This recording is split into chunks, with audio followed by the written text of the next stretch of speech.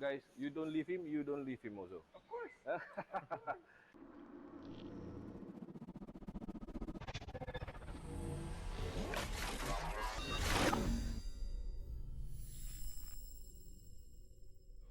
Assalamualaikum warahmatullahi wabarakatuh. Saya Wan Oha daripada Reiber Auto. So, hari ni kita ada Bmw E36. Kereta ni nak di test drive dekat Sepang 2 hari bulan ni, hari Sabtu. Nak cerita sikit, kereta ni milik kepada Brother Muiz. Dia datang pun pakai baju Reiber Auto. Thank you so much bro. Tak ada Support kita. So, engine semua dah tukar. Dia datang sini, dia kata kereta dia depan masih ada macam body roll sikit.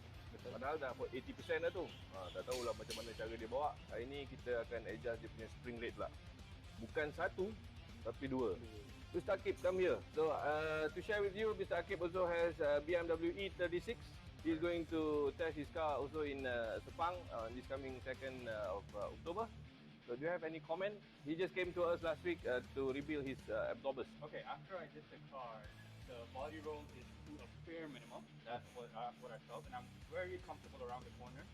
So when that comfort is there, I know that I can tackle the corners much faster. Alhamdulillah. So let's see how many seconds I can shave off. Inshallah. So he's targeting about 2 minutes 50. 250 is my target. Previously was 257. 257. So 7 seconds is a lot faster.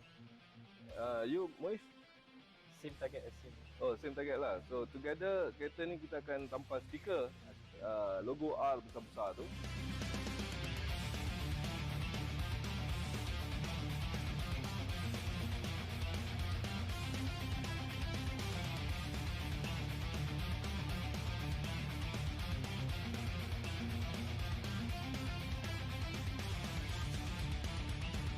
You guys, you don't leave him, you don't leave him also. Of course.